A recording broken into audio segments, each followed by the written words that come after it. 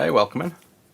Yeah, this is going to be one for me personally. I built a full PlayStation up with like xStation, wireless controllers, memory cards, HDMI, and then somebody brought it, so I figured I'm going to build another one for myself. But I'm not going to bother with HDMI because, as I remembered really when I was building one for myself, I could fit the HDMI at a later date, but I'm going to be playing this on a CRT, so I'm just going to do an xStation install. We'll do the memory card, which is just basically plug and play, just check it works, and I'm going to try and get this nice Mamba controller up and running basically for the controller instead of using the original. I like the original, but obviously I can still use an original. I just want to pair the wireless one so I have the choice of both. So I'm just going to start with checking. Oh, this one's got UK bad laser written on, so I presume it's not going to work, but let's check this actually powers up, and yep, we get the audio.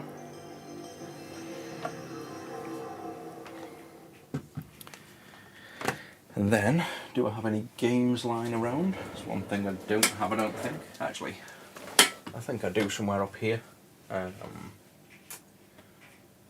Where are the games? There we go. So, do we have an English? Yeah, we've got an English PS1 game. Got the Japanese Resident Evil. There we go, English Resident Evil. But it has got a note on saying obviously bad laser, so I presume this isn't going to work. CRT for retro gaming. Why is that not popping up in the chat over here? I've got all the, obviously I've got like the Trinitrons here, but I just use, I think it's an LG or a Philips at the minute, just a 32-inch large standard consumer one. Just so it's more like literally what I had as a child kind of thing. I want it to just still be original, not crazy good. For the laser, we're not going to swap the laser. I'm going to put an xStation in so we load off SD card.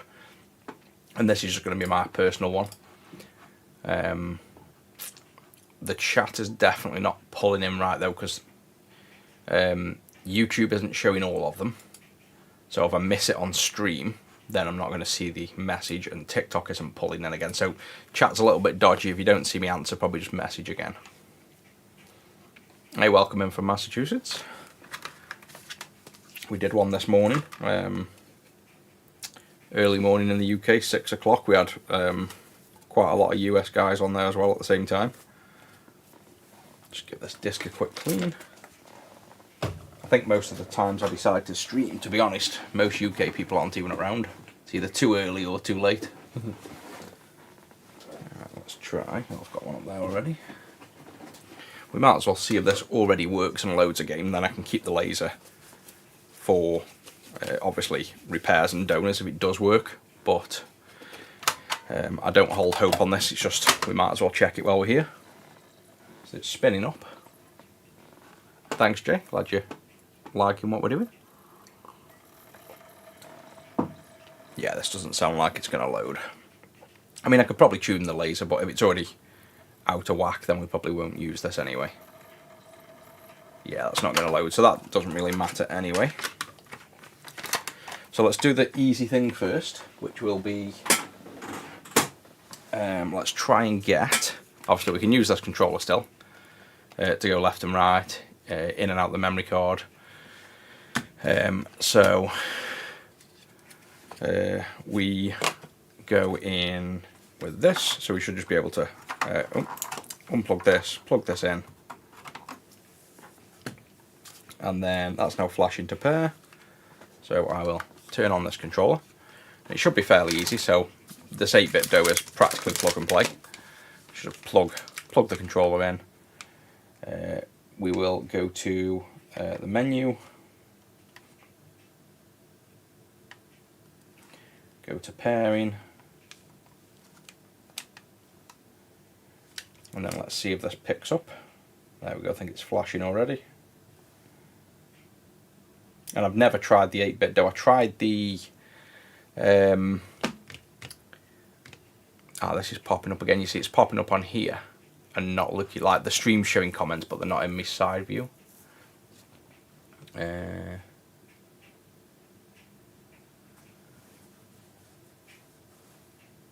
that switchless mod for the PC Engine. I think there's a few out there, but it's something I wanted to make at some point as well. Just never got around to it. So this one isn't liking the Android pairing at the minute. I'm sure they work with 8-bit though, so maybe we've got to just change the mode. Let's try Switch maybe.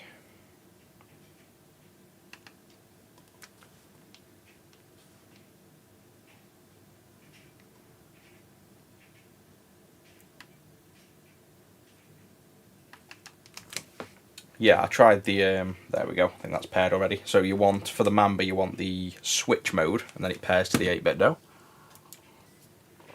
And now, there we go, it's working, perfect. So now I have a modern controller with a nice little screen I can use, LEDs, rumbles. Obviously I don't think rumble will be supported, but we've got a nice modern controller we can use now. So that's what we want.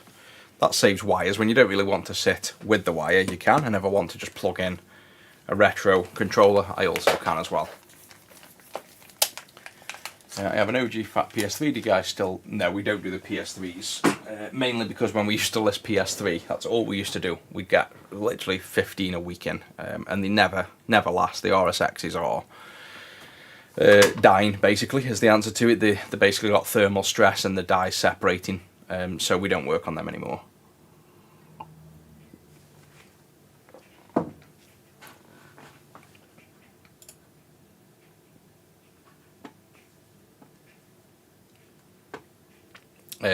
xStation pre-configured. No, I've set up an SD card though. It's pretty simple. You just download. You can optionally download update files to update the xStation when you plug it in. You just make a folder called 00 xStation. You dump in the loader and the update file, which is a download link on their GitHub, and then you just copy and paste games onto the SD card. It couldn't be any simpler. So I've got an SD card with Resident Evil on, the most important thing. And I've obviously owned the game as well, which is down there as you've seen. So that's all I'll need for now for mine. So we have the SD card already done for us for xStation when we're ready. The controller's now done, which is what we want. We can't play Resident Evil yet to test the memory card, so we'll have to test this when we actually finish the mod to see if we can save. But for now, we can't. So we'll turn this controller off and put this out of the way. And what we're going to do is basically I'm going to keep the composite. I'm quite happy with composite because it's going on my CRT, and I kind of like the authenticity side at the minute. I'm kind of going back to the you know, the original way of how the consoles were, not too modified. But this one's got a bad laser, so it's a perfect perfect one for this. So let's just take that out as well and get this open.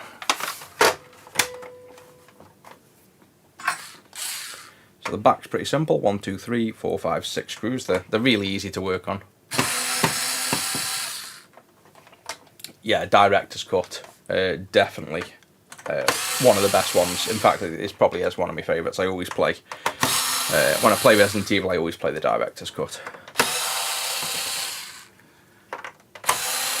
Address for sending stuff: go to go to basically the website retro6.co.uk. Go to the send-in service page, and on any single product page, there's a big yellow link on every page that tells you how you need to package it and where to send it. Clean comp, we could, yes. It depends how unclean or how out of spec the composite is on this, but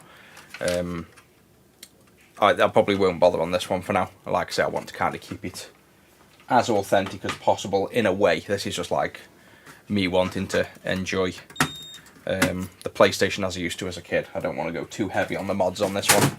I just want to be able to load the games. I kind of do like loading them from disc, and I like the noises as well, but I've already got a PS1 in there, you know, the smaller versions, I've got one of them already in the games room, and I do play that, but I figured I might as well do an xStation build. So when I can't be bothered get all the discs out, I can just load them off SD card.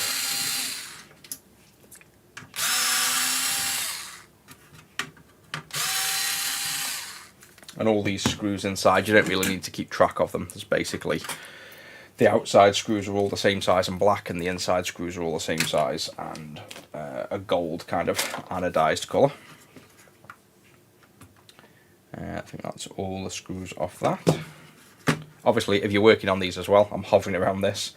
You don't really want to do that until you discharge. This circuit, I happen to know if you turn on, it will discharge the caps, but if you're working on any mains power, you're probably best testing beforehand to know if you've actually got the caps discharged.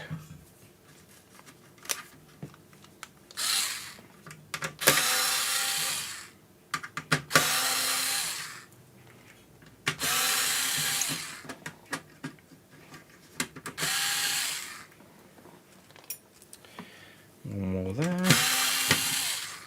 And then I'll probably, yeah, I probably won't do the recap for now.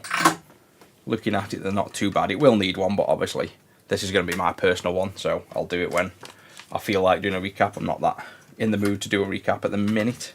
I might decide at the end of the stream do a recap though, but we'll see how we go. Right, so that's that out the way. And now for the mod. Oh yeah, I can try sneak some oat cakes in. They might get caught by, if it's international, it's going to be caught by customs.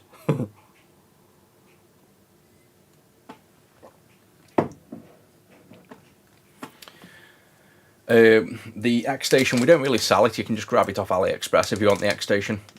We've kind of stopped selling mods that aren't ours because people can just get them cheaper anyway. But we sell the install. So if you want a PlayStation built up with it in, we sell it installed and you don't have to buy it. So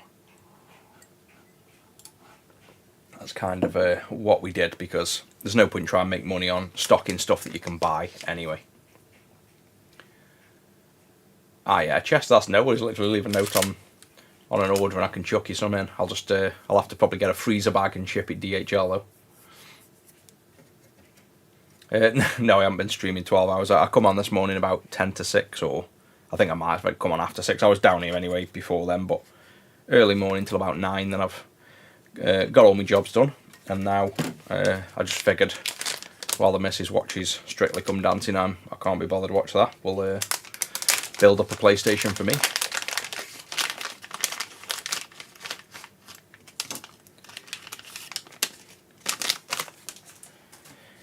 Right, so install guide for the xStation.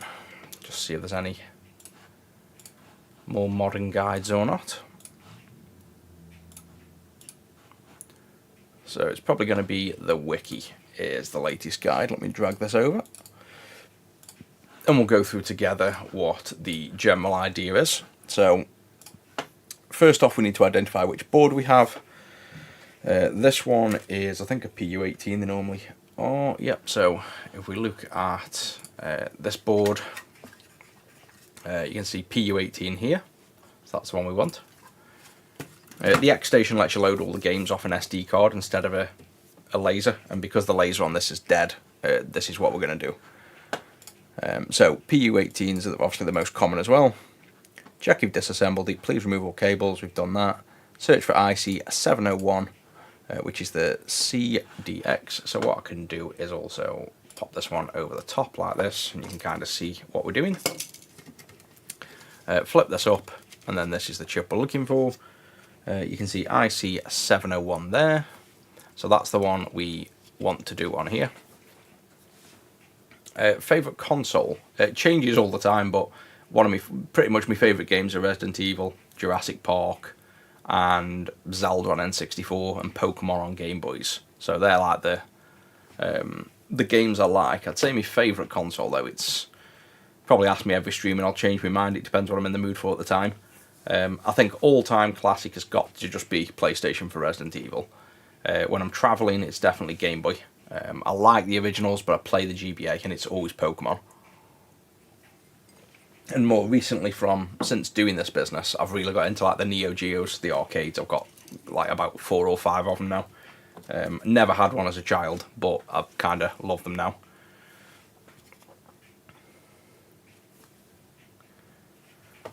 Yeah, you can train in straight to Stoke. It's just a shithole, so you'll know when you come into Stoke because it goes dark and there's graffiti all over the windows, and you'll probably get robbed when you get off the train. But other than that, yeah, you could come get oat cakes, no matter.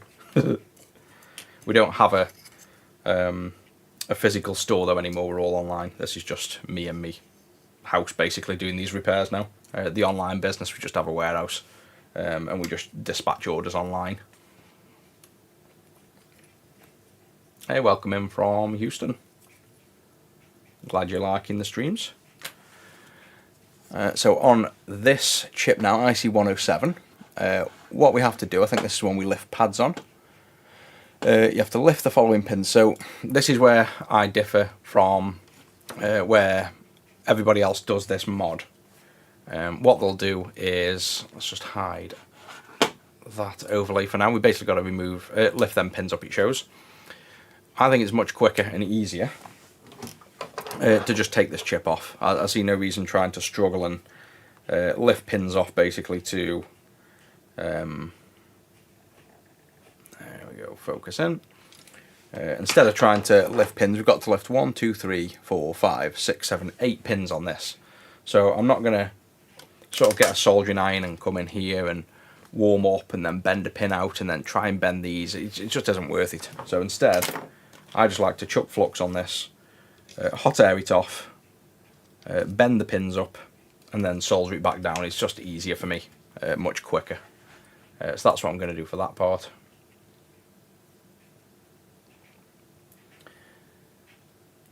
Yeah, I've got the RGX. I've got loads of them Ambonic consoles, tons of them. I play all of them, but I always end up back to the originals.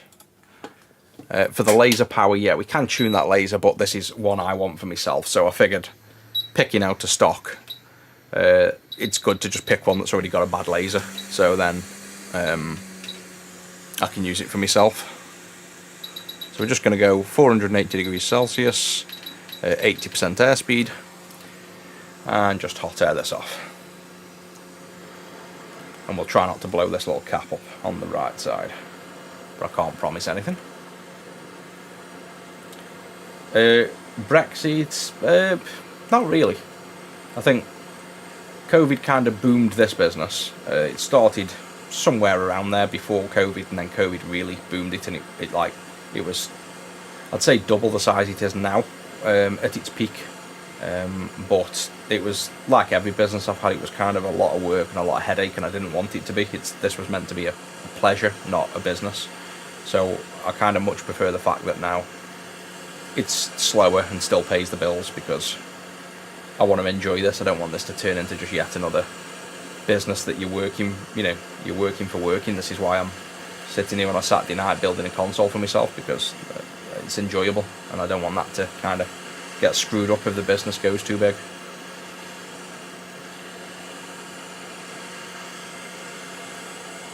So we'll be ready to lift in a minute. Probably could do with a little bit more flux, to be honest, because those pins are quite dry. So we might as well give them pins a nice fluxing while we're at it.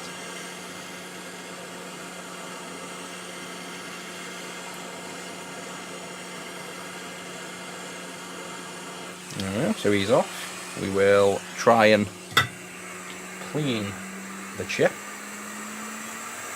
And just place him on paper towel, dab over, just rub off some flux on the chip itself while it's hot. And then on this board, give it a good clean while it's hot. That gets rid of all the flux nicely. That's that step done. Now we can move that out of the way, bring in this chip, and this is where we want to bend those legs up basically. So we'll try and clean any flux off first. Let this cool down a minute so I don't burn my hands.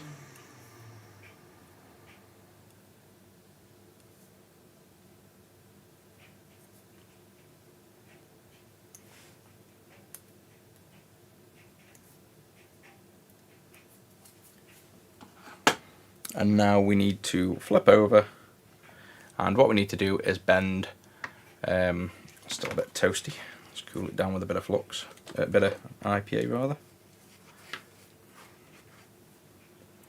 There we go, so, ooh, still hot, come on, cool down. Right, I'll use asbestos fingers and get this done.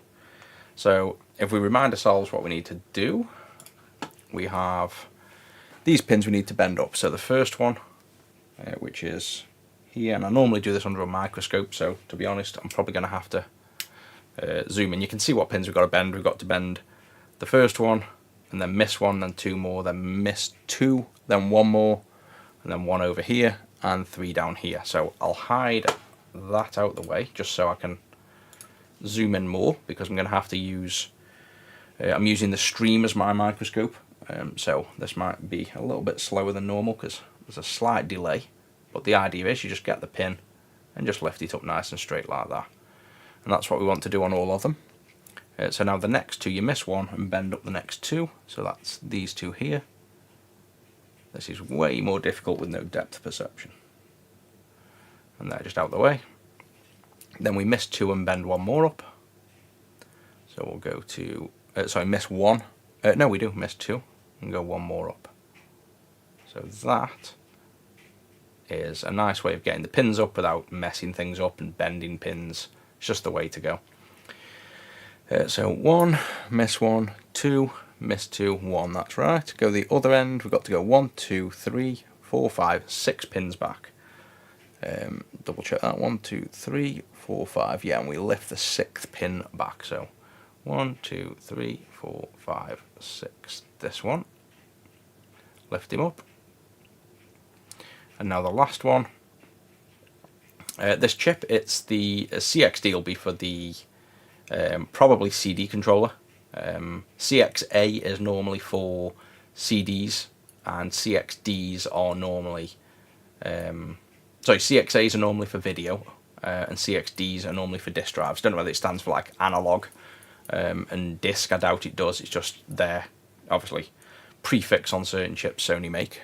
But this one, we'll be lifting these up because we've removed the laser, so we're going to be using an xStation, so that's what these will be doing. So we miss 3 and bend the next 3 up, so it's going to be these two and this one. And then just, even though we don't need that straight, that's going to annoy me that that's slightly twisted more than the others. There we go, so that's them all bent up.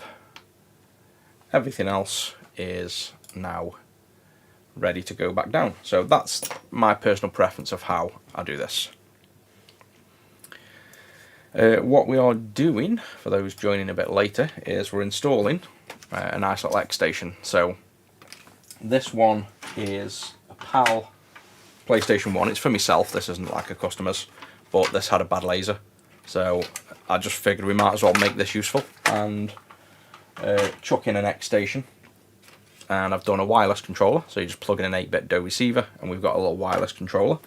And I've got somewhere else that I've lost already. I put a memory card somewhere. We've got a, yeah, literally I've lost that. Well, we did have a memory card, there. We've got this memory card, so just a PSX mem card, just so you can save your games and you've got more memory. So this is the first part of the xStation install. We have to go on this guide, and basically we go to the top. It tells us to get this chip and lift all these legs up, and instead of lifting them up one by one, we've just removed the chip, and now we're just going to solder it back down. I just find that a much easier process. So all we'll do for this is a bit more flux, and these pins all look fine. So I don't think we need to reapply anything else. And then using, again, I don't really use the microscope now because obviously streaming, you don't really want to just see my head, you kind of want to see it working, but I've got quite good now at installing these chips without using the microscope and just using a slight video delay stream, so we should be okay at this.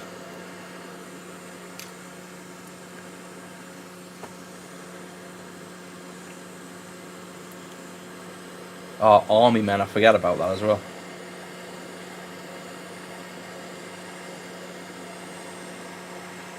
I think quite a game that most people haven't played as well that I used to love is on the Xbox original, Gunmetal. And you're basically like a mech, so you go around as a walking mech and then you can convert into a plane and fly around. I used to basically just put Linkin Park on in the background because you can load up custom music on it. So I used to sit and chill to music, flying around, shooting stuff. It was ace. It was dead relaxing. But I don't think I've met anyone yet that when I mention it, they've even heard of it. So obviously couldn't have been as popular as I thought, but you should definitely try that out. The xStation is to load games off SD card. It replaces the laser, basically. Right, so this looks like it's bubbling and it's in place, so I'm going to push down, firm, and go around close.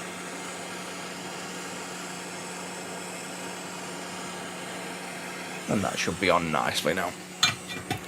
And then sometimes if they're old chips and old solder, I'll just run a little bit of flux around and it will help just make them solder joints a bit nicer and rounder. And then we should, I don't know whether we're zoomed in all the way, yes we are, but we can zoom in digitally a bit more, and I think maybe we need to, let me just focus that camera in a little bit more while this is cooling. Oh, no, it didn't make it, did it? There we go, I got it. Right, so now we can see all them are nicely soldered, almost factory, so it doesn't look much different than when we lifted it off. That's flown on quite well. And then if we zoom out a little bit, you can see those pins are obviously lifted in the air, so we know all those pins for a fact won't be touching. The only thing with this is now the pins are in the air, just be careful when we're cleaning it, we don't want to catch them pins and pull them off. So just a bit more gentle when we're cleaning stuff. I've also got an air purifier now in here, so as soon as I start soldering, see if I can get this camera and do a big wing around. No rusty in the bed. So I've got this air purifier here now. Look at the state of the air now. It's 57% clean. So that's out. It's literally detected all the fumes in the air and it's sort of fixing it for me, which is quite cool. So that's just a bit better for air quality.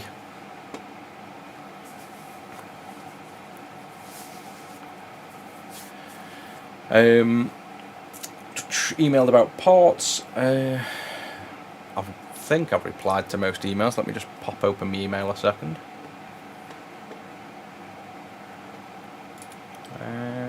I've got no outstanding emails. Drop me an email now while you're on stream and I'll let you know if it comes in.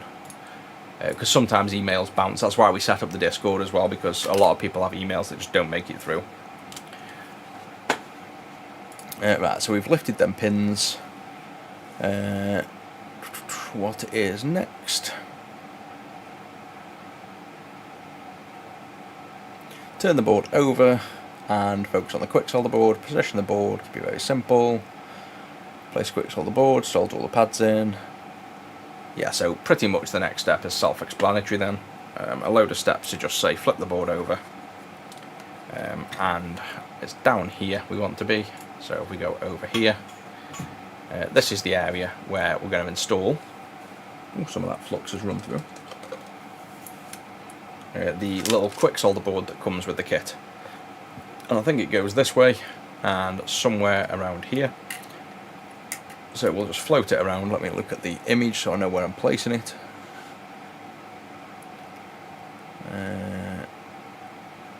And it's not shown a single picture of the board in place. I only did one of these about a week ago and I believe it goes over here. Does it go like that? Yeah, that's it. So you can see all these pins start lining up. This one, this one, this one. That via will need scraping. These two are fine. Them two are fine.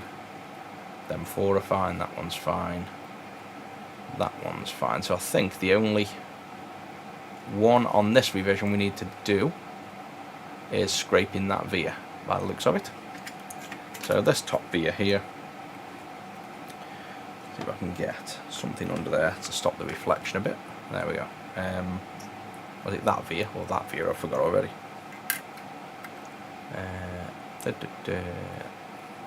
Top via, so the highest one.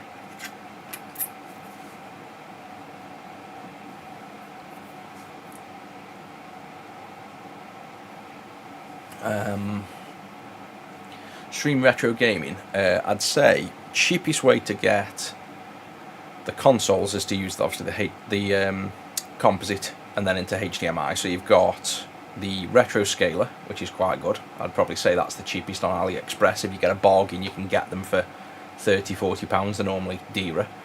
Next up is the Retro Tink. They're a bit more expensive, but I don't think they're as good as an OSSC. But an OSSC, you need the OSSC plus a converter. So that's the most expensive. That's like £220, but is the best for composite. And then HDMI into streaming, you can use cam links. I'd say, to be honest, cam links unless you go to Blackmagic stuff. There is one that's really good for composite that comes from, I don't know where it came from. I found out when I was trying to capture composite the best way. And there's this one maker. I've got one, I could always pull it out later, but unless you're really fussy about composite and super accurate composite, I'd just go with like a retro scaler. This PlayStation is just PlayStation 1, the original. So we have the PS1 here with a bad laser. So we're swapping the laser out for an xStation. And that's pretty much all I'm doing on it. Wireless controller and memory card as well, but they're just plug and play pretty much.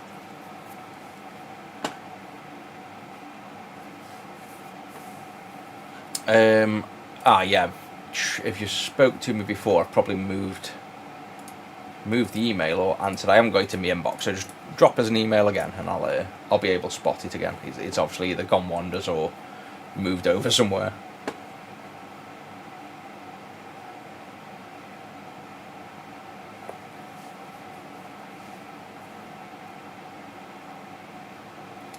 Cloning NAND chips, in theory they should, unless they've got some protection on them.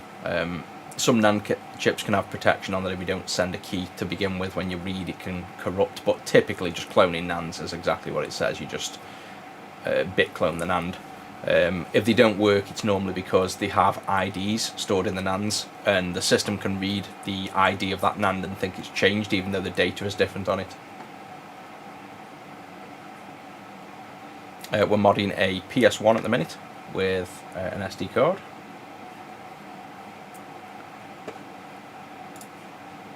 Just check my emails. Yeah, I've got that one, David, so I'll reply to you later on or in the morning. One or the other.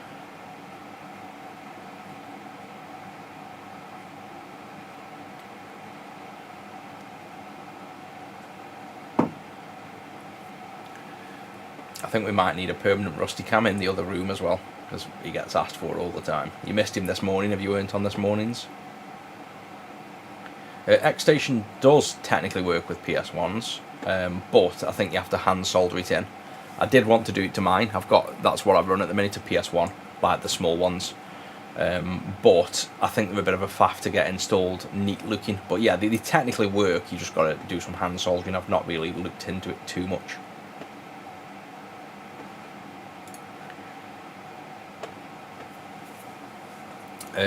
Laser replacements, not too bad, to be honest. Of all the consoles, the laser replacements on these aren't too bad. We don't need that piece of plastic, wherever that's come from. Right, let's try and get this quick solder board down. I'll try and keep an eye on these comments as I'm going, but let's drop this down now we've done that.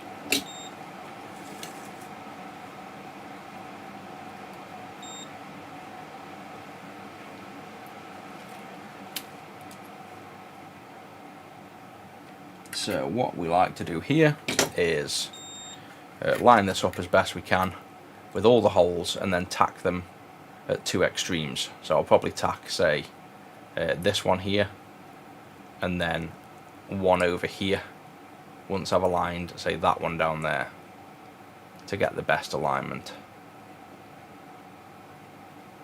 So that doesn't look too bad there, I'd say.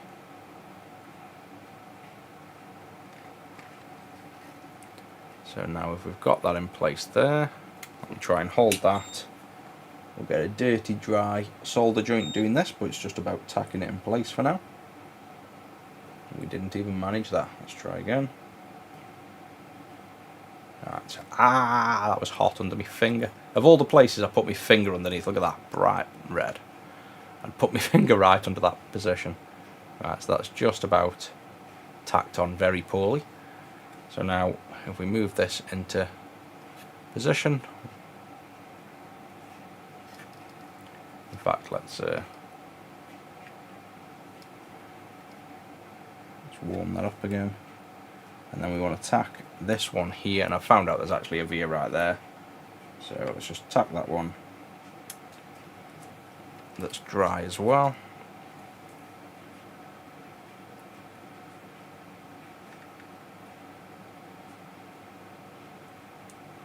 Right, so that one's now on,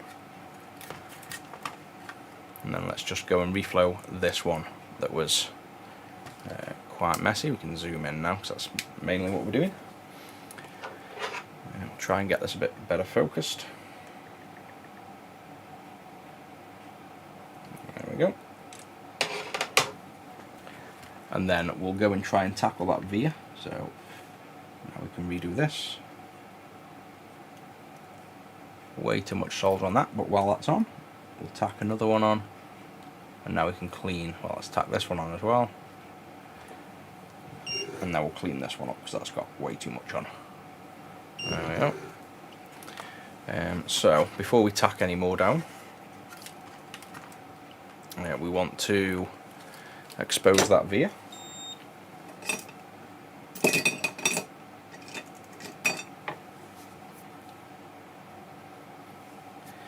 Cutting the legs on the chip, yeah, it's probably more, well, to be honest, it'd be quite hard to do that.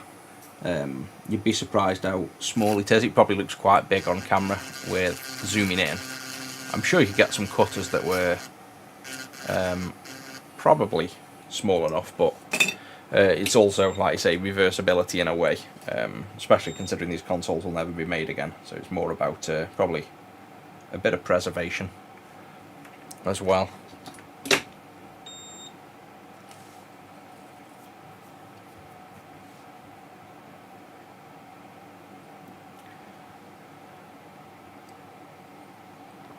Yeah, for lasers, I've literally got a wall in the games room full of PS1s. I've got about 110. They're all Japanese 700s, 7000s that are not really good for much because you can't xStation them. The region unlock doesn't work for PS for the 7000 series. I think the last I checked, so they're pretty much only good for lasers. So that's literally what I use them for. I've got a wall full of them, and when I need them, I just go through them and pick the lasers out.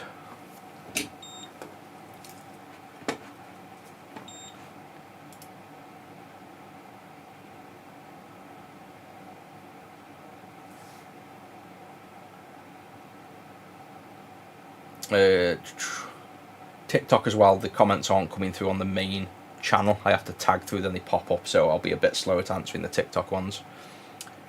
We don't mod switches now. We're getting too many. We're literally getting dozens a week, and we're going to end up getting sued by Nintendo if we keep doing it, so I ended them the other day, unfortunately. But yeah, when things become a bit too popular and they're not exactly you're not 100% on, you know, that you're safe just because you're not actually installing games and things, you're doing a physical bit of work, I don't think Nintendo would give a crap. They'd still come after us.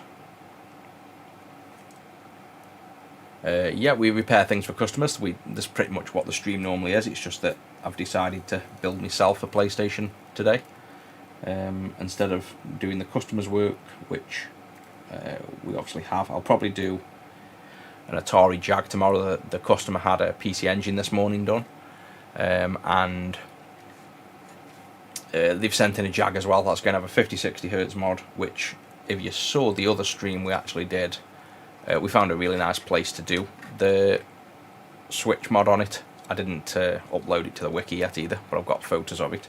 So that'll be having a full recap and a 50-60 Hz mod. I'll probably do that tomorrow.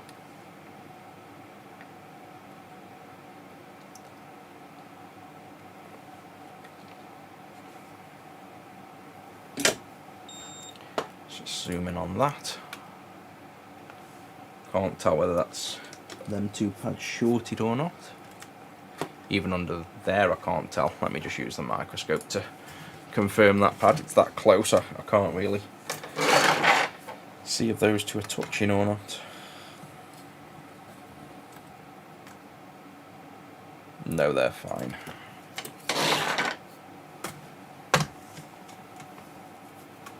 Yeah, that was it. It was like the switch we put in the grill. To be honest, it's I don't know that it's a bit too discreet. So it's really good, but it's really discreet, and you have to have the slightest bit of fingernail to be able to switch it. I liked it, but I think I'll contemplate it when we come to do it, whether we use a slightly bigger switch and modify the shell a bit more for convenience, or whether we just go with that approach. But I do kind of like it.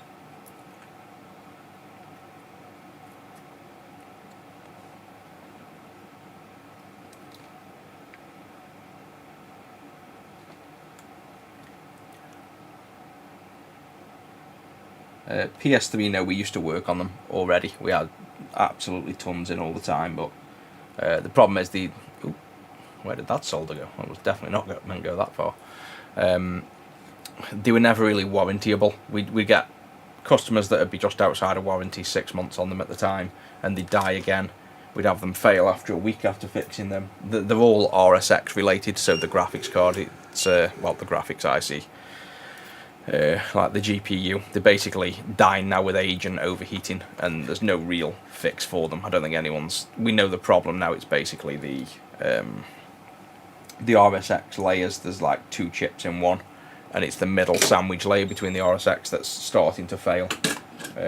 Grab a PS3 Slim is basically your best bet at the minute, and I don't really want to do the Slim interposer transfer because it's just mind-numbing work, and we get so many of them in. That's all I'd be doing. So some things that are popular we just have to end, because like I say, I don't want to just be a factory churning out the exact same thing every day. I like the fact that we work on different things.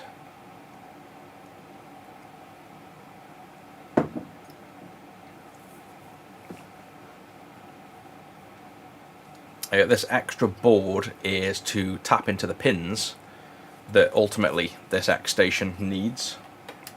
So this is the little xStation that we insert our, might as well put the SD card in for now. I've got a 1.5 terabyte, so I'm going to max this out, but for now there's just Resident Evil on there. So this does all the work and replaces the disk drive. We put the ribbon in here, and it connects to here, and then ultimately this ribbon is for that reason, to tap off all these pins that it needs. We still need to solder a clock on here so it can handle the clock, and then it replaces the optical drive basically. 60 Hz mod on a Mega Drive. I think it's on the website. 2 seconds. Where is the website? I know I want to make a mod on the Mega Drive. I want to write some code to do like the switchless mod and stuff, so it might not be on just because I want to make the mod for it first, but I've had a few requests. Yeah, it's not listed at the minute. I can do you one. It's like if you wanted to buy an existing mod and ship it with the order, I can install it for like an extra 30 on top of the service, so you could just message me about that. But I will make my own at some point.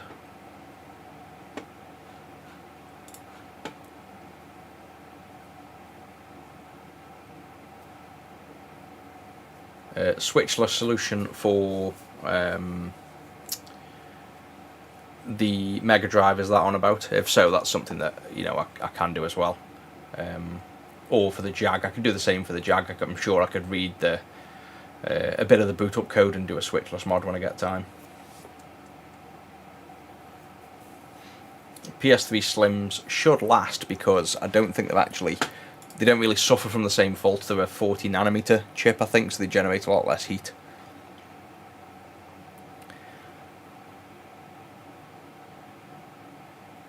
Now the next one is we have to desolder and remove one small resistor located next to the oscillator,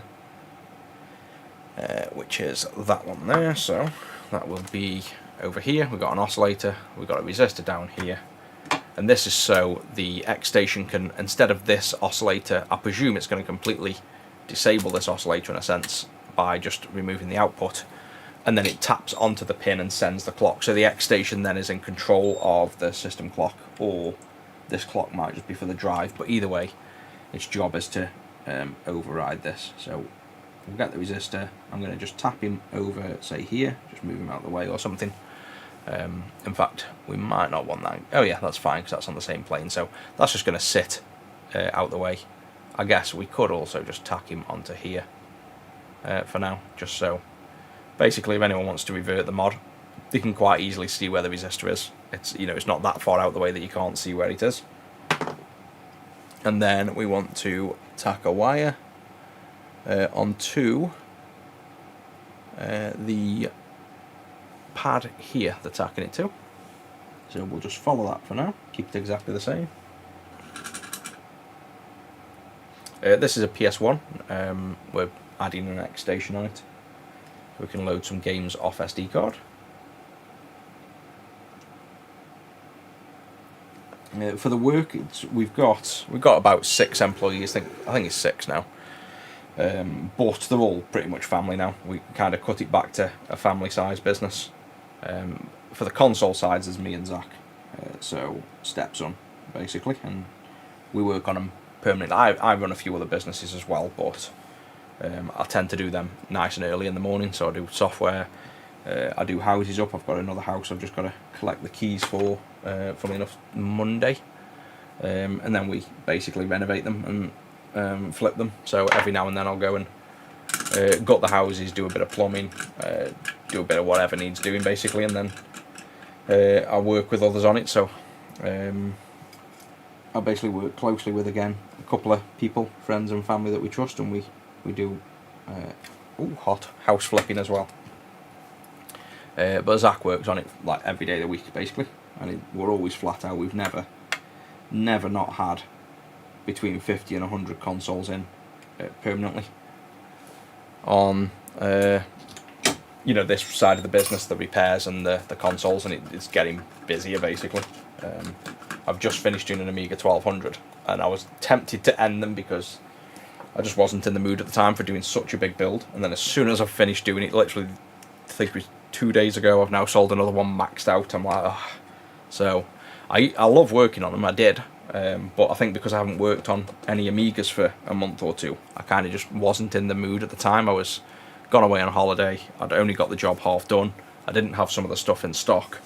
It was just one of them orders that kind of, you just get them every now and then, you're just not in the mood for that. But now I've got to do another one, so it's kind of punishment, I guess, for not wanting the work.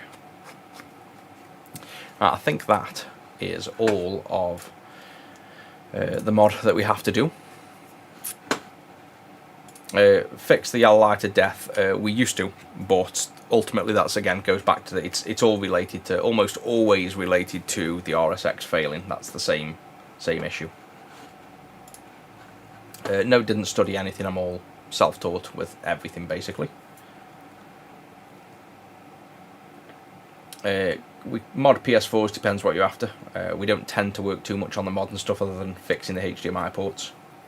Same with graphics cards. I'm sure I could, but we're busy enough with this, so we've kind of stopped taking on all the random stuff. Basically, we now focus on dedicated on retro stuff because we just get enough of it in.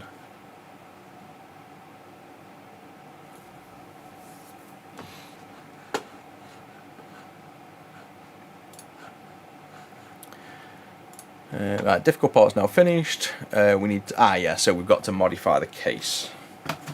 So if we grab this case, the bottom case, so we'll want this removing. I think we have to cut some of this metal out as well, I'm not sure. We have to cut the stump here, so this will be for the ribbon to pass through, so pretty simple. That stump there. Cover it with, as well, I'll cover it with something else, because when you cover it with your hand it always smacks into your hand, and oh, so that one didn't. Normally smacks into your hand and wrecks. So that's that bit. Oh, I thought we had to cut the metal on this, maybe we don't. So connect the ribbon, pass it through, clip that in. So I think we're on the home stretch of this one now. Yep, fold it through. So basically all it's telling us all the way through here is just connecting it up. So we should be good on our own now without any guide. I'll come back and, like I say, probably clean this up and maybe recap it as well. But with it being one for me, I'm not fussed at doing that at the minute. I just want to get it working and play it, and then if I keep it, I'll finish it off and tidy it up inside, do the recap, stuff like that. So this just goes into here, connects in, and now this can go down on here.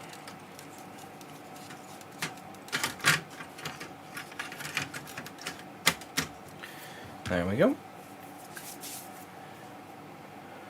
Game Boy Color very quiet. It could be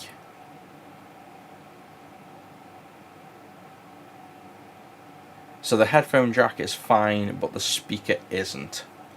Is that what we're saying there? Sometimes hear it at max volume in my ear right next to the speaker, but the headphones. Yeah, so if it's the headphone, slight diversion, but these are quite easy to look at. Let me just pull up the schematic and I'll tell you what it could be. The obvious is it can be the speaker, so you probably want to try changing the speaker first. And let's look at the schematic. So let's just pull this up on screen a second. So you've got the Game Boy Color here. If you take a look in here, this is the amp, so left and right come in. The fact that your headphones work means that it's not going to be the input side, so you can ignore all that. The volume wheel must work if your headphone volume works, so it's not that either. You have some low pass filters here, so you could have a bad low pass filter, which is pin 17, so check C27. You can just remove C27 if you want. That would prevent it from being an issue, but you'll get a bit of noise. It's very unlikely that though. If you look at then the speaker, it comes out of pin 3, goes into the speaker, goes down to analog ground.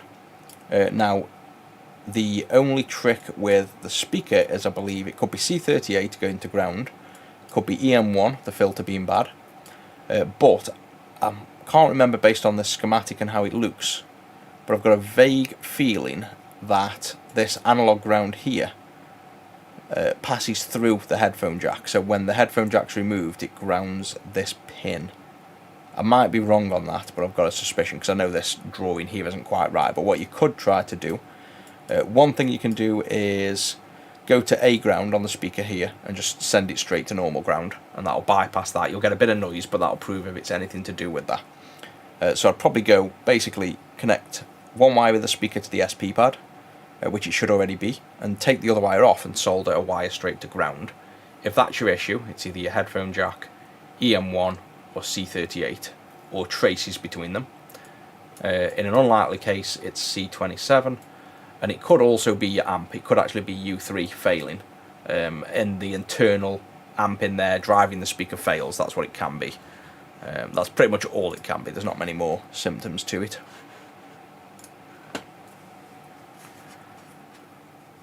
Favourite game, Resident Evil 1, 2 and 3. Probably I like 2 for the graphics, but I prefer 1 for the challenge. I like Zelda on N64. I've got to replay that soon because I love that. It's just such a long gameplay compared to other games. You really have to find the time for it. But I do love Zelda on N64. And then obviously all the Pokemons on the handhelds. Right, so that all seems to be in now. Right, so I'm not going to bother with screws for now. I can, like I say, I'll probably come back and recap this if it works. I'll just leave it all floating and we'll get this in. It'll work fine without the screws, obviously.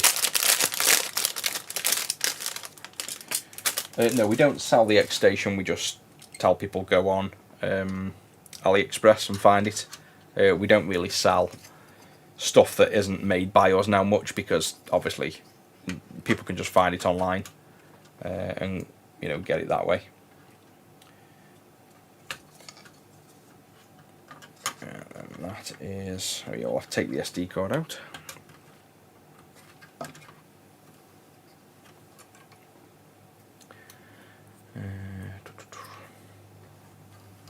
Yeah, there's we sell the install of the xStation, but like I say, there's no point. We just advise people buy it off AliExpress. That's a lot of the stuff we can get mod-wise off there, and if not, we get them from suppliers that we've worked with for years. But generic stuff, because it's just not ours, there's no real profit in doing that either. And it can lead to, unfortunately, a lot of scams on places like eBay, where they'll buy yours and then send you another one or an empty parcel back. So we also have that to contend with if we sold stuff like that. Right, this should have been folded and put up and under before I did this. I'll probably lift that off, fold it through there maybe, down and up. Yeah, that'll work nicely. And I'll probably just connect this so that can just really pass through there first, connect into here.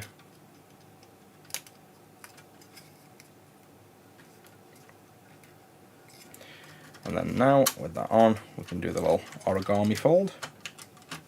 And we're in. And this kind of holds in place by the lid of the PlayStation, so nothing really fixes this down. This just like is floating and loose. But it's when you put this on, if we've got everything else connected. Yeah, I think we have.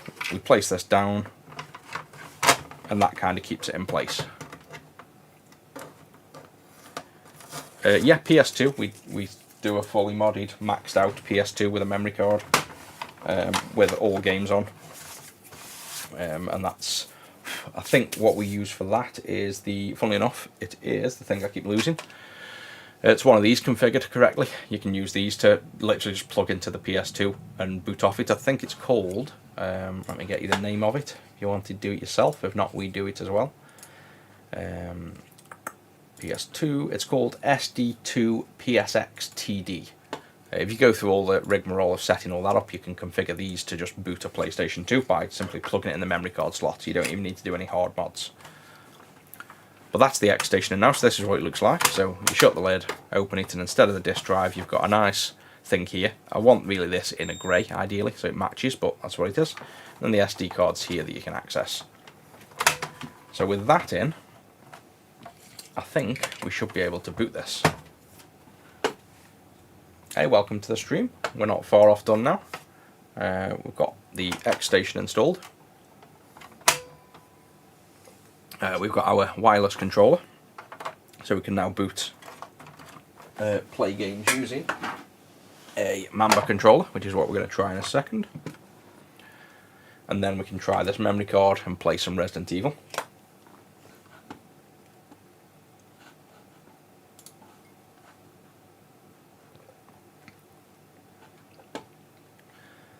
How many employees do we have? We have about 6 at the minute.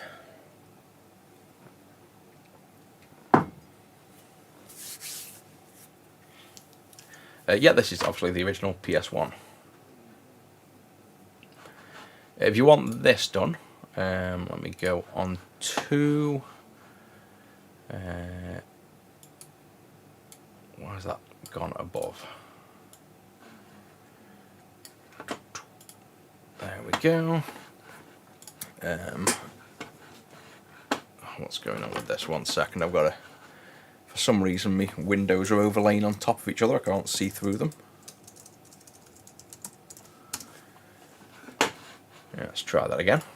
So if you go to retro6.co.uk, ready-made, if you don't want to send yours in, you can have them ready-made. And I think, yeah, they're in there. PS1, so you can have a stock PS1. You can have controllers, so a stock one. The wireless dongle will be this 8-bit though, if you want this, and we don't send it with a controller, but you can choose whichever you want. I'm tempted to offer it with these, as the Mambas, yeah they are, Mamba. I just think they're really good quality, and nice clicky triggers, and not too expensive, they're like £30–40. So I might offer them with these. I think it's just a bit of a strange one using an Xbox style controller on a PlayStation, but personally I've always preferred the Xbox style ones anyway. You can get the brand new memory card, which is obviously the memory card that I've just shown you. You've got xStation here, 64 gig is just a couple of Resident Evils, 1.5 terabytes maxed out with everything, and then you can have video out coming with a cable or having an HDMI upgrade. So that's the options there. It all varies that whether you're in the UK you add VAT, otherwise it'll remove VAT for you, and obviously you can finance it through PayPal in 3 payments as well.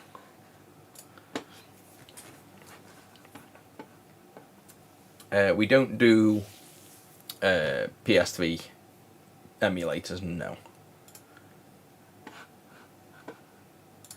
Right, so let's get this powered up.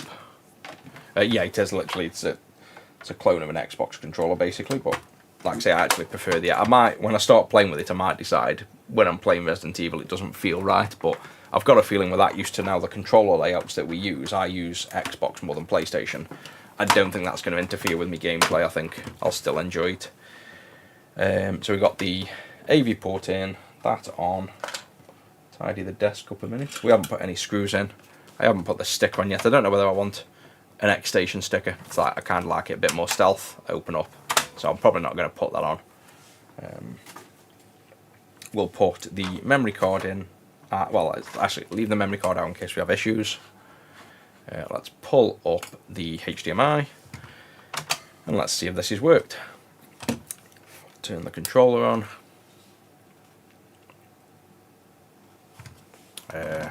Yes, no, is it this retro tink? Let's just see if this boots first. So that's booting, but something's wrong with the video. Right, now it's on, let's see if it's this. Yeah, this is just my video capture, because you can quite clearly see with nothing on screen the video capture is wrong, so let me just get the signal back up.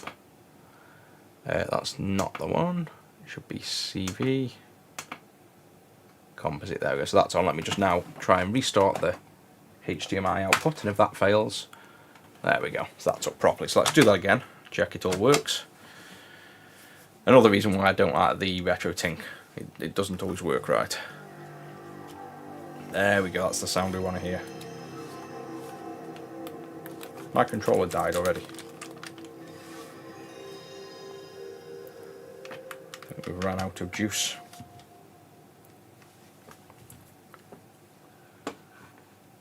This is the Manba. Let me pull it up for you on Amazon. Really good, really like it. It's cheap, but it's not cheap build, if you know what I mean. It's like a really good modern controller. You've got Bluetooth, you've got USB, you've got a custom menu you can open up. So if you hold this, you've got like pairing modes. If you see, you go into the mode, you've got like a Switch mode, a PC mode, iOS, Android. You've got settings, so you can configure all the buttons, the joysticks, everything. It's really good. But if you don't want to use any of that, I just literally use it stock. You've got all your buttons on the back, you've got hair triggers as well, and you've got little clicky triggers. So it's really good. Let's get it up. I can't recommend it enough, to be honest. It's a really nice controller. They do quite a few. So this one is it the Manba 1? Yeah, it's the Manba 1, I think, looking at this image. Wow, it does, the photo doesn't do it justice. Let me swap over to PC a minute. So this is the one, Manba 1. And obviously, personally, I think that image doesn't look as good as the actual controller. So if I move that to the center so you can see. Yeah, I don't think that looks as good as the real deal, but yeah, they are really nice. Got nice LED effects here. I know they're over brightened, but just really nice.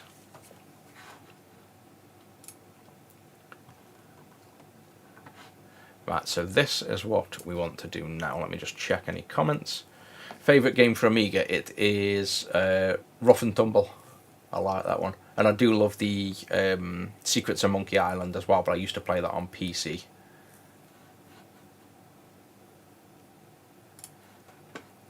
Right, so let's get this up now in, actually it's fine there, that size. I think on horizontal you can see it big enough. So we have Resident Evil, it has to be, I've got Europe and Director's Cut, so we'll go on Director's Cut, You can do fast load or full load. I'm going to just click full load, fast load, sorry. And then let's play a bit of Resident Evil. But that's obviously all the work done, and that wasn't too bad. And if you haven't played Resident Evil, then you definitely have to. Oh, it didn't like that, did it? Let's do... no, this is a UK PS1.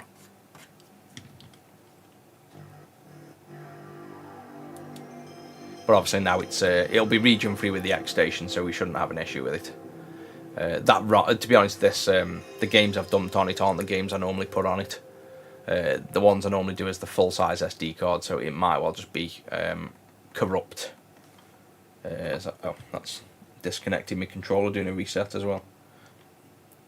So one thing with these wireless ones, I still haven't found a wireless one that I'm super happy with. Because things like this, we've just turned it off and on and now the controller's disconnected. Like, let me try unplugging the 8-bit DO, plugging it back in. And let's see if that does the trick.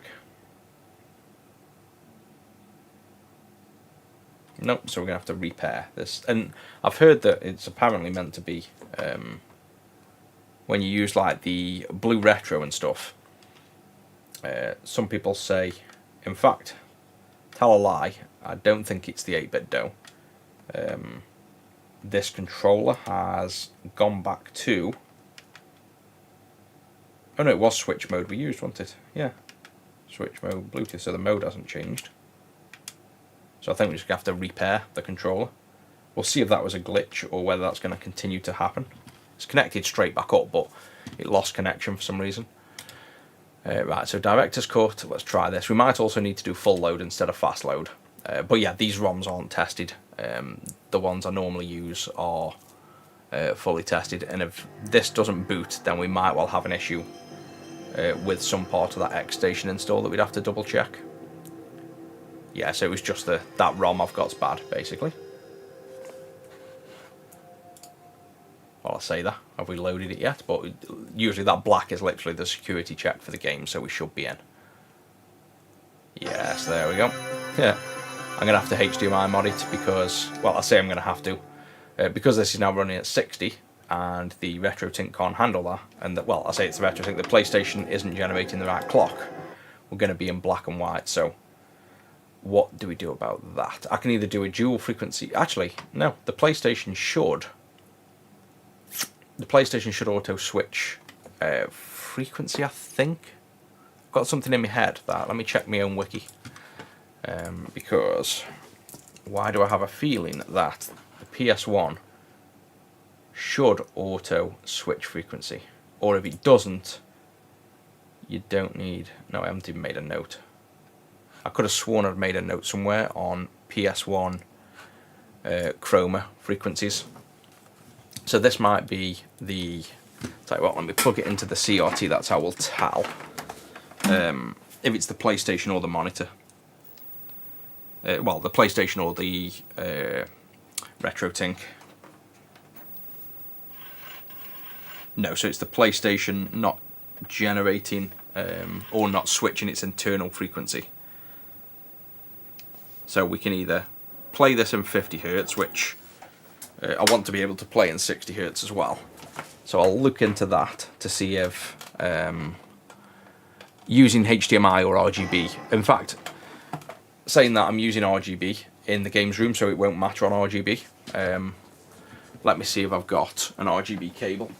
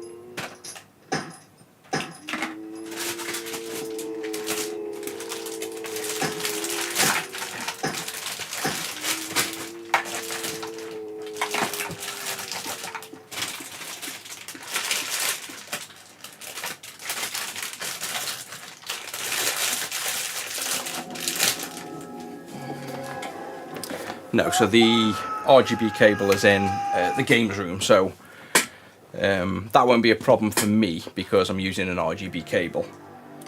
But you can mod these, I'm sure. I've just got it in my head. I remember doing it where normally you'd have to make a crystal mod to get the chroma circuit to change frequency.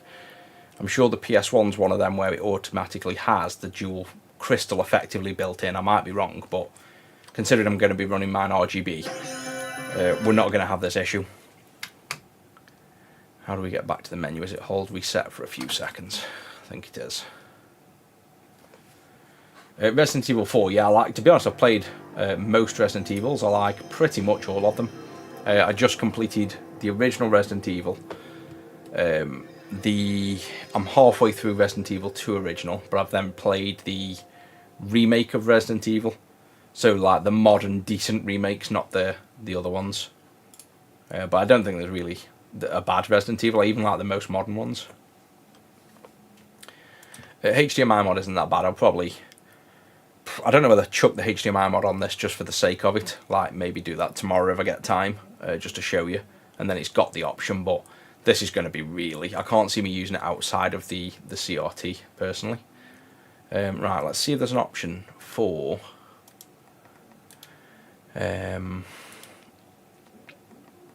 options.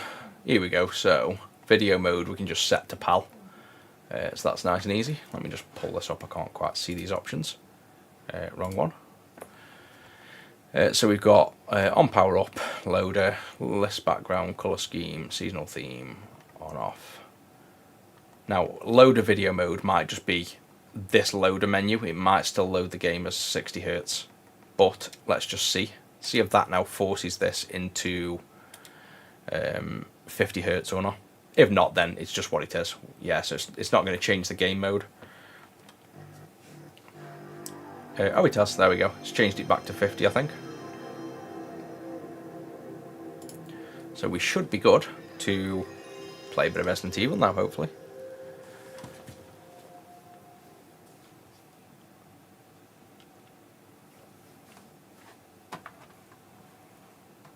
No, it's changed back to 60 after that, so that's okay then. We'll play it at 60 for now. Just play black and white. Makes it even more retro.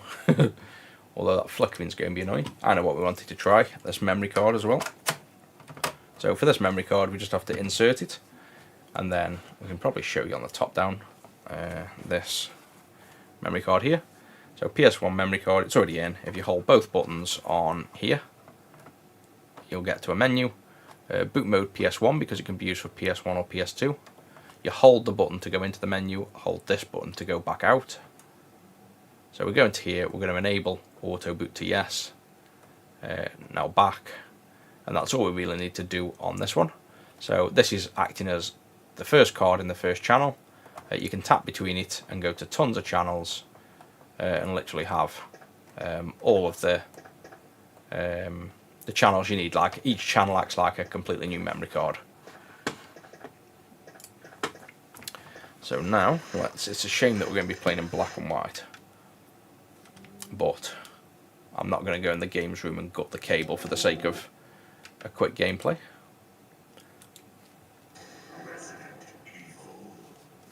I'm going to do this on... can I make this any bigger? Yeah, it's big enough there. Ooh, who do we go for? Claire has got... Jill. Claire is in 2. Jill's got an easier run on 1 because the boss at the end is much easier. Chris is a lot more difficult, I think, on 1. They're both not too bad. Let's go with Jill. We're obviously not going to do too much of this anyway.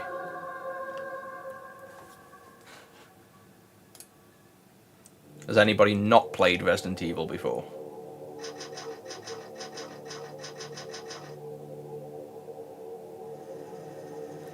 What consoles are more difficult to get fixed? Really just the ones that I've got less knowledge of. Once you've built knowledge up, they're not too bad.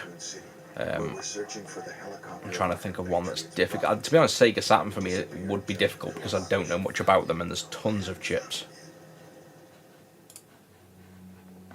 Bizarre murder cases have recently occurred in Raccoon City. There are outlandish reports of families being attacked by a group of about 10 people. Victims were apparently eaten. Bravo team went to the hideout of the group. Oh, you've definitely gotta play it if you know. Look, Chris. And you can't skip intros. That's one of the things in Resident Evil. Watch the. I mean, you physically can, but you're not allowed. So you've got to watch them. Ah, and I've tapped a button when I was putting the controller down. I just said you can't. I'm going to force you to rewatch that. That's a shame because that's a really good intro. You'll have to save yourself then for that. What is this? Wow. What a mansion. Ah, yeah, yeah. So you're the one that stole my PlayStation. I literally built that for myself and then got an email saying, "Do you sell them?" I'm like, "Oh, no. Yes, go on then." But I think we've sold another one since as well. What is it? Maybe it's Chris. I want the colour. Can you go? I'm going with you. Chris is our old partner, you know. Let me go and try and grab that RGB. I like the black and white, but I really want to see the colour. Let me see if I can quickly find the cable. Stay alert.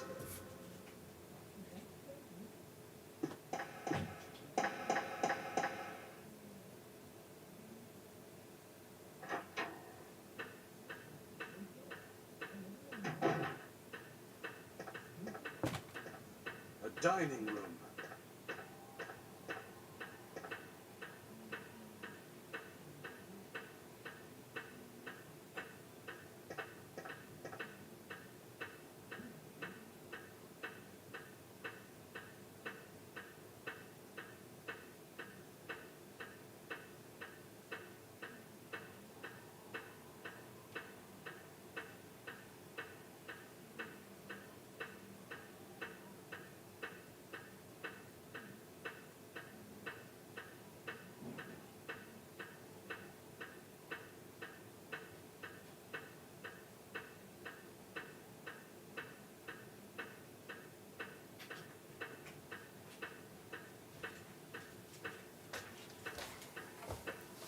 Nope.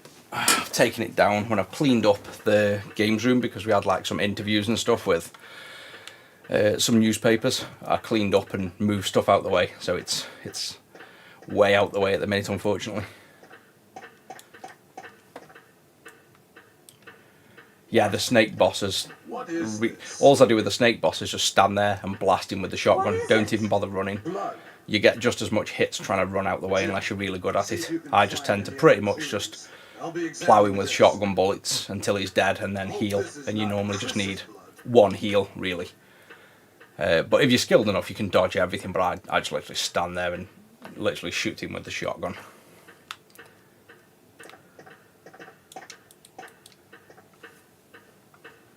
I love the sounds as well, this door. Just the opening and closing of the door, it's just ace. And then I know a fun fact as well, I didn't know this, did you know? This, see if I can get this sound. Which sound is it? Not that one. You know when you go through, we're going to have to pick up like a paper or a book, the paper flipping sound, the shoo, shoo, that's actually on. The kids got me a Jurassic Park, like a Pokédex kind of thing, but Jurassic Park, just a cool little plastic handheld thing. That's got the exact sound from Resident Evil, like the book flip sound. I was like, no way, they've stole it. It's the exact sound clip from Resident Evil, and they put it in a Jurassic Park handheld. So they either know I like both of them, or they stole that sound.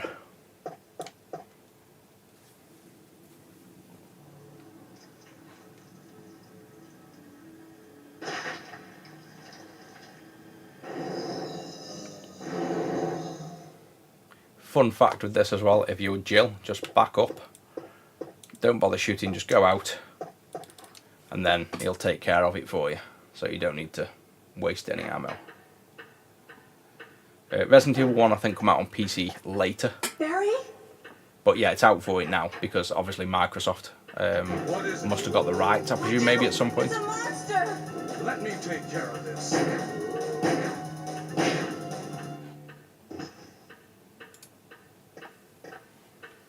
Easy. What is it? Kenneth was killed too. Maybe by this creature. Anyway, let's report this to Wesker. Must say this controller's working good though.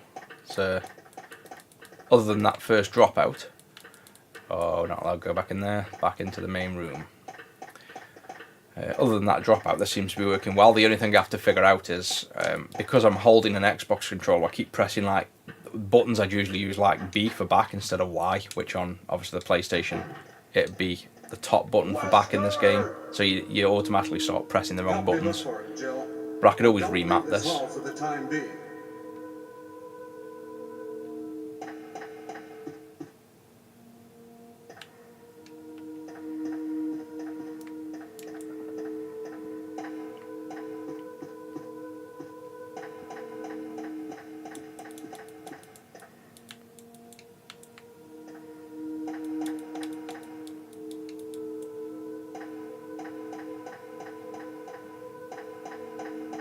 I think in one of the versions as well, you can correct me if I'm wrong, but I think one of the Resident Evil 1 remakes, there's a hidden door behind here. I'm sure I remember that. Find anything, Jill? Nothing. What is this all about? I can't figure it out at all. Beats me, too. Now it's Wesker's time to disappear. I don't know what's going on. Well, it can't be helped. Let's search for him separately. I'll check the dining room again. Okay, I'll try the door on the opposite side.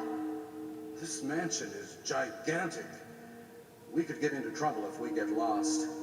We should start from the first floor, okay? And Jill, here's a lockpick. It might be handy if you, the master of unlocking, take it with you.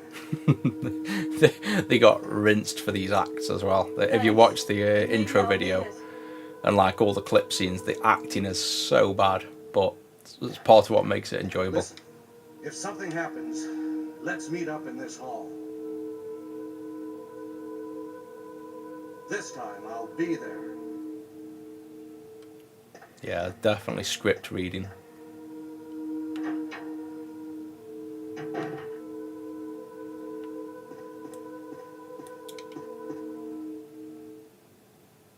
And then like the sound of the steps as well, like cushioning.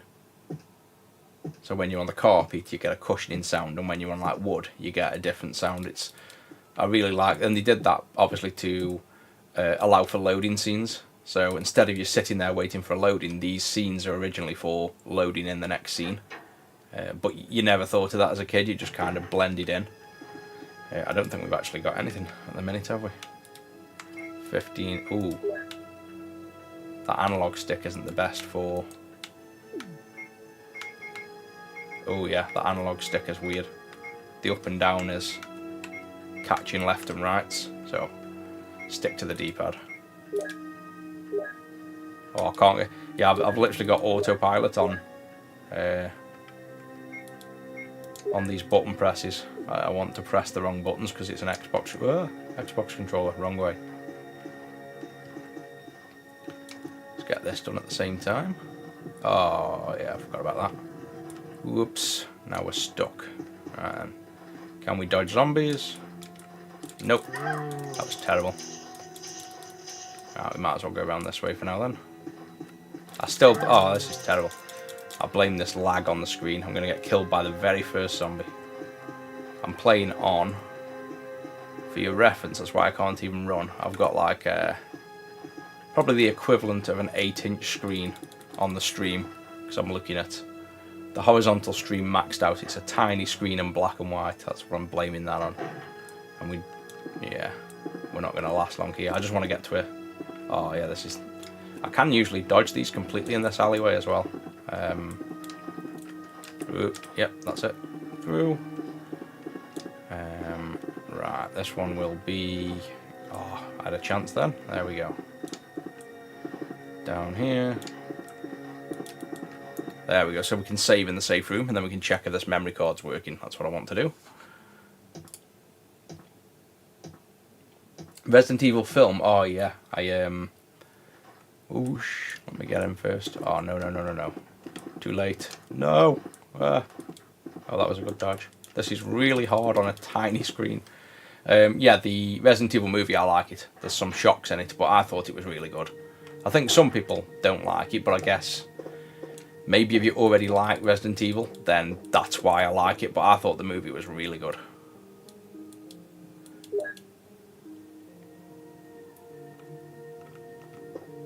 Right, so let's now see if this memory card save works. So, as I'm about to do that, let's see if we can zoom this into here so you can see the game and the memory card. Let's just see if this... Whoa, zoomy. Right, so there's the memory card. We will save, yes. Checking memory card. There we go, saving. So, we're getting no feedback on here. On the PS2, it shows you the game that you've loaded. And now let's see if restarting this, we still keep that game save. Hopefully we do.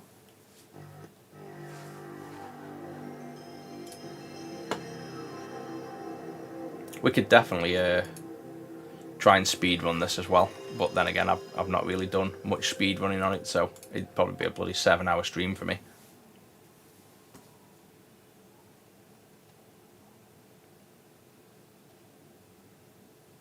The bot's telling somebody off for using foul language apparently now, but it's not popped up. Right, load game.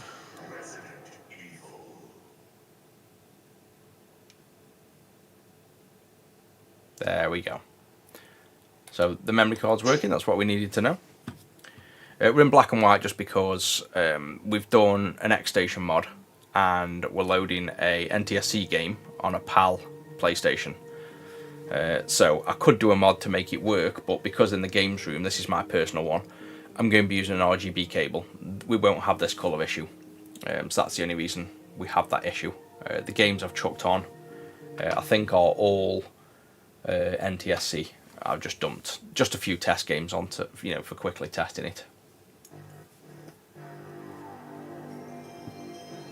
For the PS1, if you're having an issue with the disk drive, specifically the disk drive, it's probably cheaper to grab one off eBay with a known working disk drive for like £30–40 unless you're sentimental to it.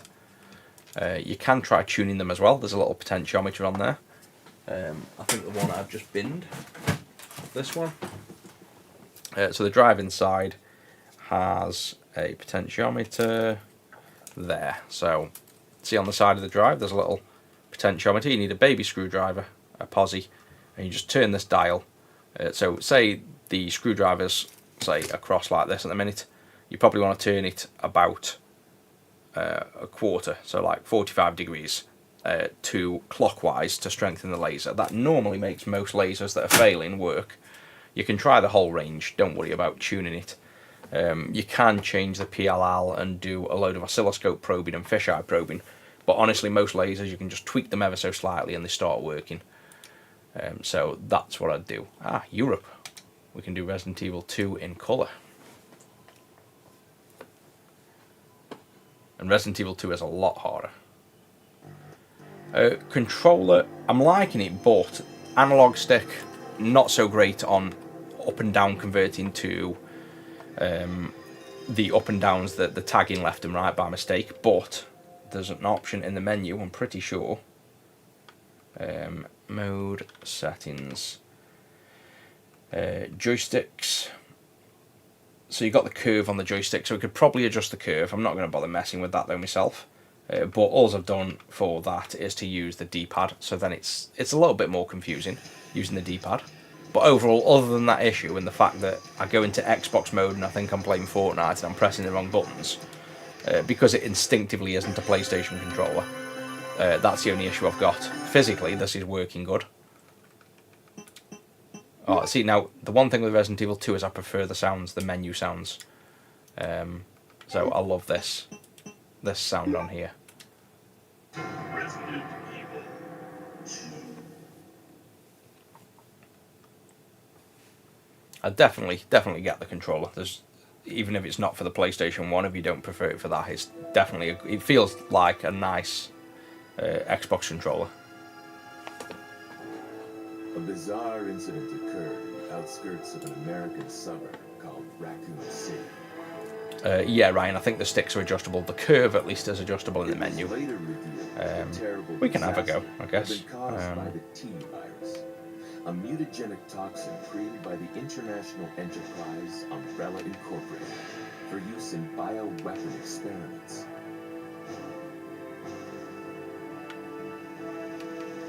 The Raccoon City Police Department's Special Stars unit immediately began... No, I don't think that's going to adjust the left and right detection. That just looks like it's apparently closed, thanks to the efforts of Stars more of like, members oh, there you go, shooting and racing. Latency, role-playing games, action fighting, yeah. I don't know what that's going to do to the curve. Umbrella Corporation's experiments. It looks more like it's just about the dead zone in the centre. We can try it with that, but it doesn't look like it's going to be... it's going to solve that issue, but that's not the end of the world anyway for this, because I'd probably... You can use the D-pad quite easily.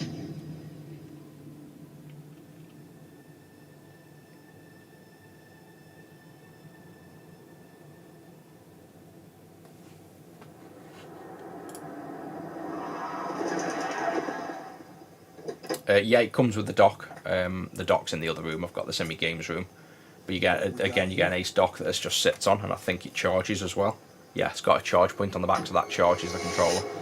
So for the price, it's really good. I don't know what price it was. I forgot to look at what it was on screen, but I'm sure it's only like £40 or something. It's not bad at all. For the price, it's really good. Guy's a maniac. Why'd he bite me? Yeah, the cutscenes in these are literally part of the game. You've really got to watch them. And then I think we're driving down in the police car in a minute and get separated at the start. I'll probably... Mess. What could have done this? Don't know if I've already had that scene yet. What was that? What are these things? All right, that's far enough. Don't move. Don't move. No!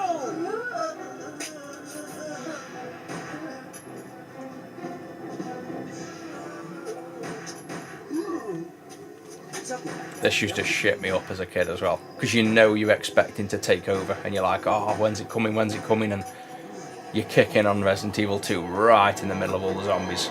You like get straight into the action. Don't shoot! Down.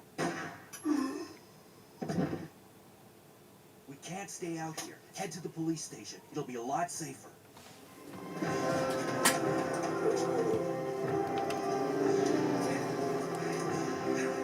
There. Yeah, so this is great, where this is how it splits the storylines up. So obviously if you start with one character versus the other, you start in a completely different spot in a sense, but this intro kind of shows you how. It's like a really good way of separating the storylines. You're a cop, right? Yeah. First day on the job. Yeah, I think, yeah, Name's Leon that's a good point. I never noticed that with his hair. Mine's Claire. Claire Redfield. I came to find my brother, Chris.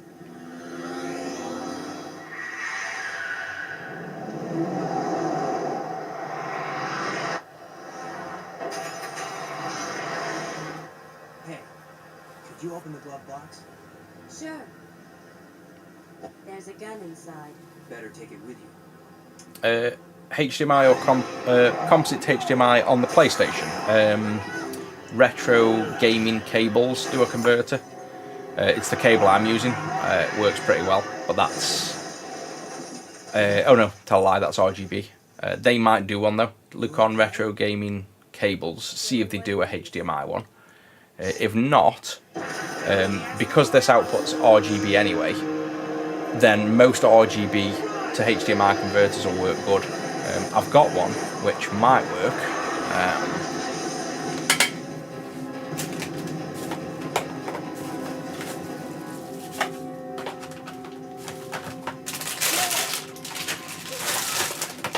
That's about to start and get me killed, isn't it? So, leave all that on the floor because we're about to get killed. I've got the cable there. I'll show you in a second and we can try it. So yeah, that lorry ploughs through the car and then the split either side of the car. Oh, here we go. No, oh, this is so small on screen. I'm gonna have to. Oh, I haven't got time change either.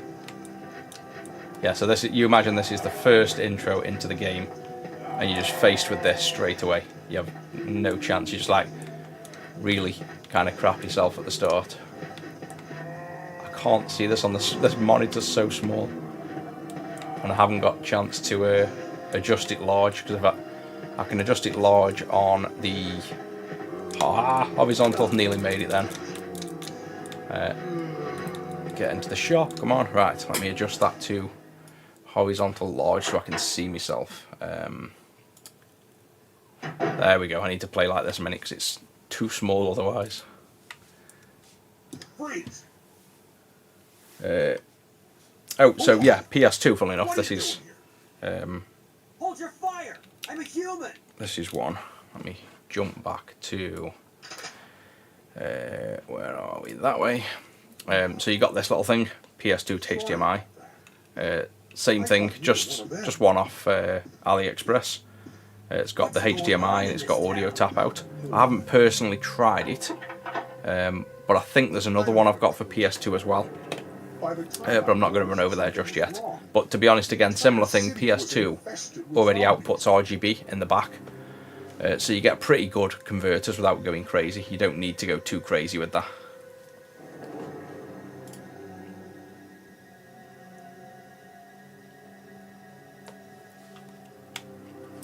Why sharing the wiki? That's what I like to do. I like to give away the knowledge for free so other people can learn and do things. Right then.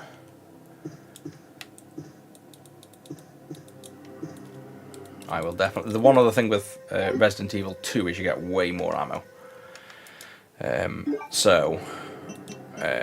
Are we fully loaded? Yes, we are. You get a lot more ammo, but there's also a lot more zombies. So you tend to find, I personally find, that I've run out of ammo a lot quicker on Resident Evil 2.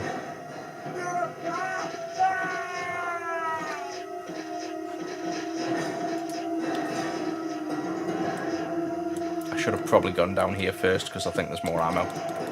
Yes, done this backwards.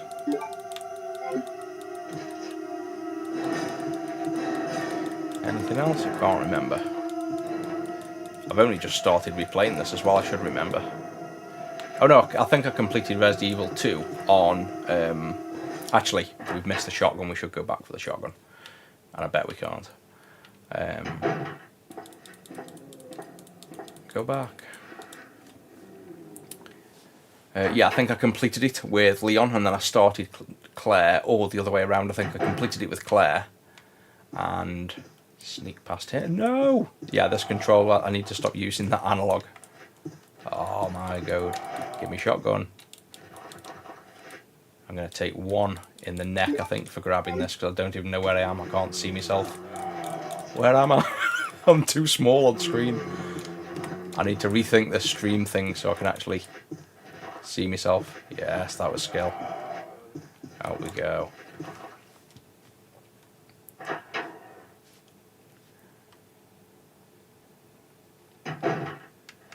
Let me just pause that a second. I keep forgetting I can pause. There we go. Right, because I'm only testing this, I'll just make use of my 4 shotgun bullets for now, and then I'm just going to chill with Rusty. And at least now I've got a PlayStation I can actually use, and I'm going to dump this full of all the games.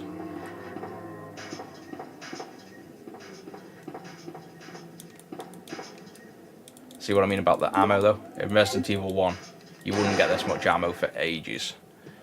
And instead of using that, I'm going to use my 4 shotgun bullets.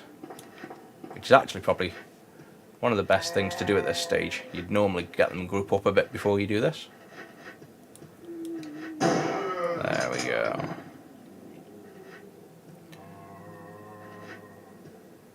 Come on, I know one of you isn't dead. You're going to stand back up. No, well, you're going to bite my feet off. There we go.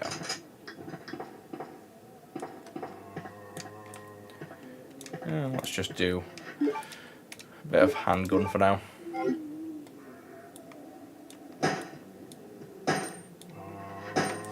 And then if you haven't played it before, one of the things with the zombies is if you go over them and they're not fully dead, they'll start biting your feet. So as well as the fact that it's scary enough as it is, this one didn't, but you can have them where they'll, you know, bite your feet and attack you. So it's all about the suspense and the thought that you're going to die and you've got to go so far before you can save without an ink ribbon. So it's all about that fact that you could literally put an hour into this game and then get killed and lose all your progress. So you really play the game cautiously when you're trying to play it properly. And I think that's what I miss about modern games I miss about retro games, is that modern games, you die and then you just start back up again basically where you were. There's no like loss, you're not going to play a modern game and lose an hour's worth of progress. There's no game like that anymore. You can just save whenever you want. I think part of the appeal of the Resident Evil was there was genuine fear that if you died, you've lost a lot of your time, and you didn't want to do that. I think that's what they need to bring back.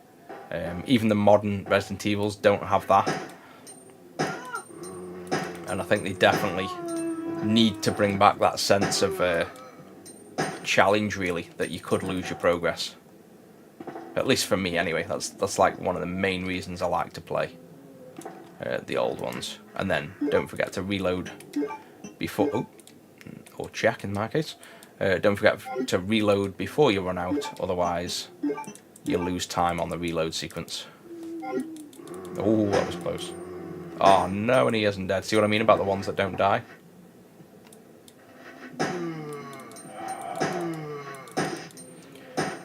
And again, you don't need to kill these, I'm just having some fun.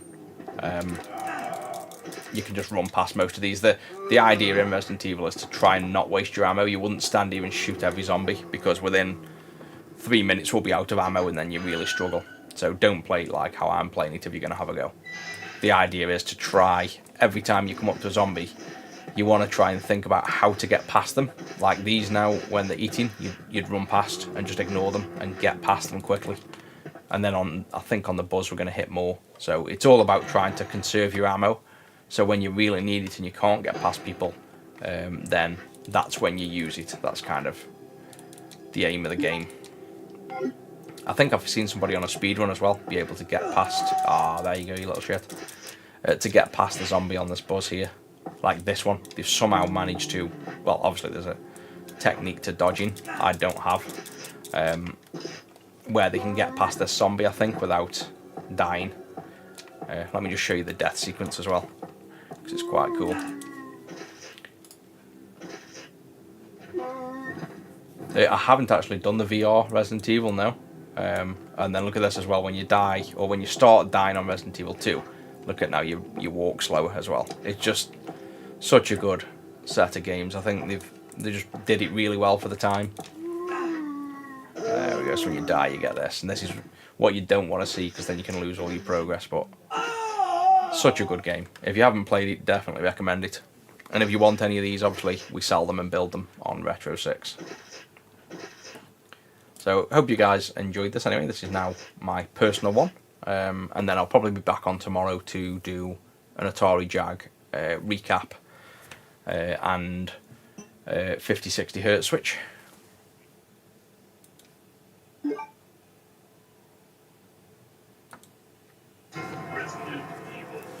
HDMI for PS2 on the board is, let me just quickly check before I go.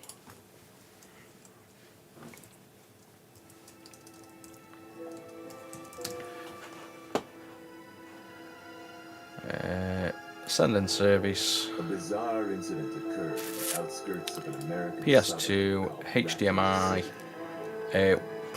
I think we've got new HDMI, or I can get them high speedo that are much cheaper. At the minute, it would be for a retro gem like £240, but if it was a high speedo, which I can check, I can probably get you done for half that almost.